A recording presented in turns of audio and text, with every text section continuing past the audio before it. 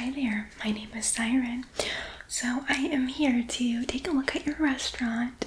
I am the inspector, so I'm just going to take a look at a few necessary things here, make sure things are following along correctly. Okay, so first I'm just going to start by double checking. So your uniform here, you're wearing open-toed, not non-slip footwear in the restaurant, so that is a little bit of a concern. Also, I see various employees who are serving and preparing food already with their hair just down, no ponytail, no bun, no hairnet. Well, yeah, we do like, we understand that you want your employees to feel comfortable, express, their personalities, but safety, of course, and health is our number one concern, and so that's gonna have to be something that we do record as a point, because we're gonna need our hair up and our shoes to be closed-toed and non-slip for any staff dealing with food or preparation food, handling anything food related, and then everyone in the restaurant is going to have to wear non-slip closed-toed shoes. Yes, so those flip-flops, the cute sandals you have on now, they're not gonna work, so I'm gonna write that down.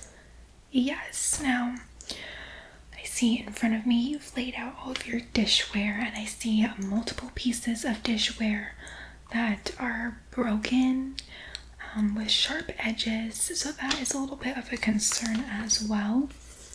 And I will ask you, what exactly is that on the plate right there? So that is a biofilm growth there. Okay, so do you sanitize and wash your dishware then, or?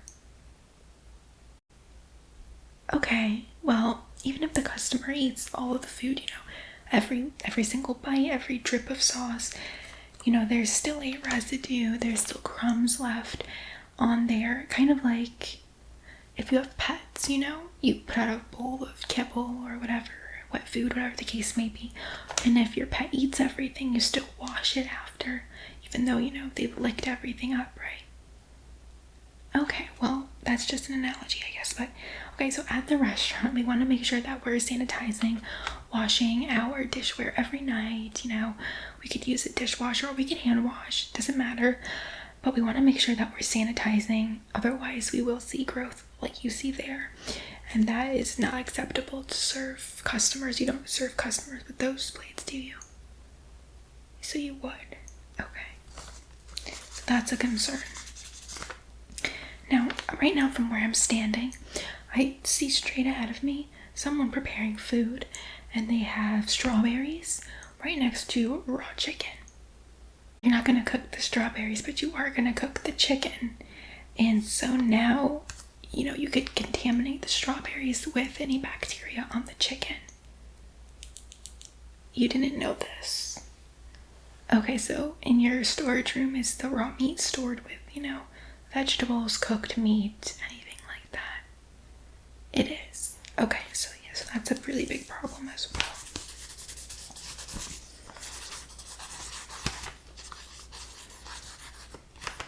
So any raw meat needs to be stored separately from anything else, preferably, very contained in a container. Chicken with chicken, beef with beef, things like that, just because that type of meat can grow more bacteria since it's raw.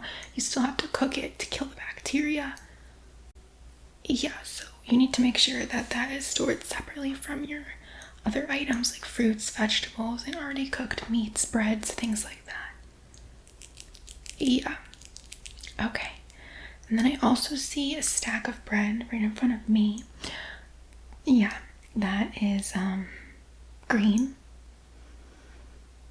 Right, so it's moldy. I'm sorry. You thought that bread grew hair? Okay, so the hair that you see on the bread is actually mold, right? So you don't want to be serving that bread. Do you know Can you check on the bread for me, like what date that the bread was opened or prepared? You don't keep a date? Okay, so you don't keep any open or expiration dates on your packages of food? So how do you know when to toss them? So you just serve them until they're gone. So what if you had like a tomato in the fridge for like 2 months? Would you still serve that? Okay, well, yeah, I can see why you wouldn't want to waste food. However, at a certain point, food isn't really safe to serve anymore. That's why there's expiration dates and things like that. I think we're going to want to reevaluate that stance as well.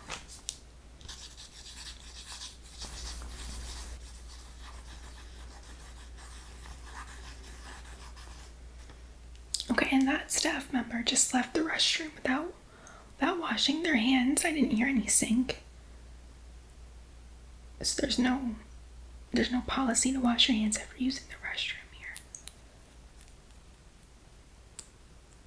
Okay, well, don't you see how that could be kind of off-putting for a customer?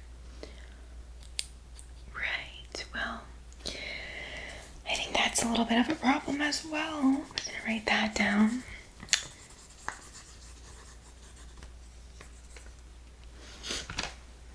Did a customer just walk back here? For what reason? To grab some toppings. Okay, so once again, kind of when you're back here, you want to have safety wear on, non-slip shoes, hair up, everything. So having customers come back here, they might be wearing anything. Heels, open-toed shoes, sandals, flip-flops, slippers, you never know. And then just having them come back here, not having their hair up, anything like that. You don't really know. They could have just came from a soccer game where they got knocked in the dirt and they have dirt everywhere. You don't really know. And now you're letting them back where the food is prepared. That's not safe. That's not sanitary. That's not a good practice. Plus they could get hurt. They could slip on something and then you'd be liable. That's just, not a good idea. Well, yeah, it is convenient to be able to have the customers, able to get their own toppings and stuff. However, I don't think it's what's best and what's safest. That's why other restaurants aren't able to do that. Okay. And I didn't notice any freezers here, so you guys don't freeze anything? Okay, but you do have ice cream on your menu. So where do you keep that then? In an ice bucket. Okay. Well, that probably melts kind of quickly, right? You just mix some ice in with it. Okay. So that's probably not the safest option either. We want to get a freezer for our storage of those types of things.